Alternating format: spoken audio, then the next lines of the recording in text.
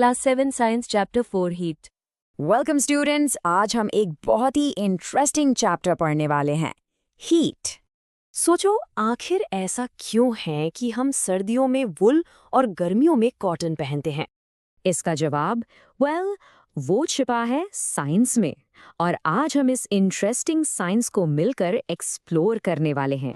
तो ये है हमारा रोड मैप फॉर टुडे। हम इन 5 टॉपिक्स को स्टेप बाय स्टेप कवर करेंगे। Okay, let's dive into this. चलो शुरू करते हैं उस चीज से जो हम हर रोज फील करते हैं, गरम और ठंडा। बट क्या हमारा सेंस ऑफ टच रिलायबल है? चलो पता लगाते हैं। ओके, एक छोटा सा थॉट एक्सपेरिमेंट करते हैं। इमेजिन करो कि हमारे पास 3 बोल्स हैं। बोल ए में ठंडा पानी, बोल बी में गर्म पानी और बोल सी में लूकवार्म यानी गुनगुना पानी है। अब सोचो, आप अपना लेफ्ट हैंड ठंडे पानी में और राइट हैंड गर्म पानी में डालते हो for a couple of minutes. अब आता है इंटरेस्टिंग पार्ट। जब आप दोनों हाथ एक साथ लूकवार्म पानी में डालोगे तो क्या होगा? आपका लेफ्ट हैंड जो ठंडे पानी से आया है उसको लगेगा कि पानी गर्म है, बट आपका राइट हैंड जो गर्म पानी से निकला है उसको वही पानी ठंडा लगेगा।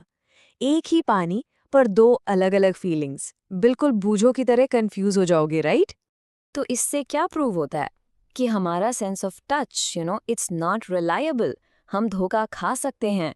इसीलिए हमें एक रिलायबल मेजर चाहिए, और उस मेजर को ही कहते हैं टेम्परेचर। तो फिर हम टेम्परेचर मेजर कैसे करते हैं?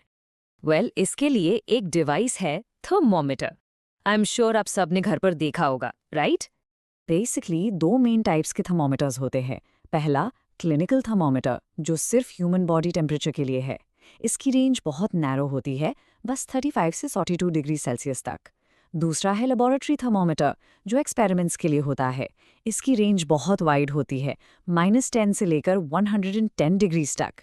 क्लिनिकल थर्मामीटर में एक बहुत इंपॉर्टेंट चीज होती है, द किंक। ये जो छोटा सा बेंड है ना बल्ब के पास, ये बेसिकली मर्क्यूरी के लिए एक स्पीड ब्रेकर जैसा है। ये मर्क्यूरी लेवल को अपने आप नीचे गिरने से रोकता है ताकि हम आराम से रीडिंग ले सकें। लैब थर्मामीटर्स में ये किंक नहीं होता है। और हाँ, एक इम्पॉर्टेंट वार्निंग, क्लिनिकल थर्मामीटर सिर्फ ह्यूमन बॉडी के लिए है। उसे कभी भी कोई गर्म चीज जैसे गर्म दूध या चाय मेजर मत करना, वो टूट सकता है। ओके, तो अब हमें टेम्परेचर मेजर करना आ गया, बट हीट ट्रैवल कैसे करती है? एक जगह से दूसरी जगह जाती कैसे है? Let's find out. देखो, हीट के ट्रैवल करने के 3 तरीके हैं, कंडक्शन, कन्वेक्शन और रेडिएशन। सबसे पहले कंडक्शन। ये मोस्टली सॉलिड्स में होता है। जैसे जब आप गरम चाय में मेटल का स्पून रखते हो तो वो गरम हो जाता है, राइट? That's conduction. जिन मटेरियल से हीट इजीली पास हो जाती है उन्हें कहते हैं कंडक्टर्स, जैसे मेटल्स। और जिनसे नहीं होती, जैसे लकड़ी या प्लास्टिक, उन्हें कहते हैं इंसुलेटर्स। Next up, convection.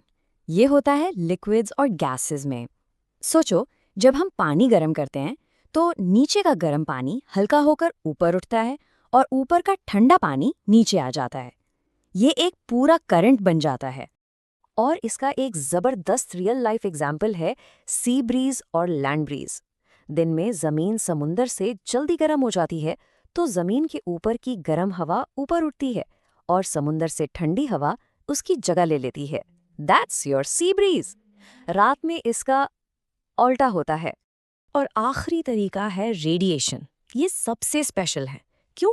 क्योंकि इसको ट्रैवल करने के लिए किसी भी मीडियम की जरूरत नहीं है। ये एम्प्टी स्पेस यानी वैक्यूम से भी ट्रैवल कर सकती है। सोच के बताओ, सन से अर्थ तक हीट कैसे पहुंचती है जब बीच में तो पूरा वैक्यूम है? The answer is radiation. Okay, तो साइंस तो समझ ली। अब देखते हैं कि ये सब हमारी डेली लाइफ से कैसे कनेक्टेड है। याद है हमारा सबसे पहला सवाल कपड़ों के बारे में? डार्क कलर के कपड़े ज्यादा हीट एब्जॉर्ब करते हैं, इसीलिए हम उन्हें सर्दियों में पहनते हैं। और लाइट कलर्स हीट को रिफ्लेक्ट कर देते हैं, इसीलिए वो गर्मियों के लिए बेस्ट हैं। चलो, एक ट्रिकी सवाल। सर्दियों में एक मोटा कंबल ज्यादा गर्म रखेगा या 2 पतले कंबल? पॉज करके सोचो। द आंसर इज 2 पतले कंबल। पता है क्यों? क्योंकि उन दो ब्लैंकेट्स के बीच में हवा यानी एयर ट्रैप हो जाती है और एयर एक बहुत ही अच्छा इंसुलेटर है। वो आपकी बॉडी हीट को बाहर जाने से रोकती है। चलो एक बार जल्दी से सारे इंपॉर्टेंट पॉइंट्स को रिवाइज कर लेते हैं।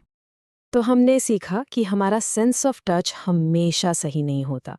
टेम्परेचर एक रिलायबल मेजर है। हीट हमेशा गर्म से ठंडी चीज़ की तरफ फ्लो करती है, 3 तरीकों से: कंडक्शन, कन्वेक्शन एंड रेडिएशन। और हमारे कपड़ों से लेकर कंबल तक सबके पीछे यही साइंस काम करती है। So keep practising and science easy हो जाएगी।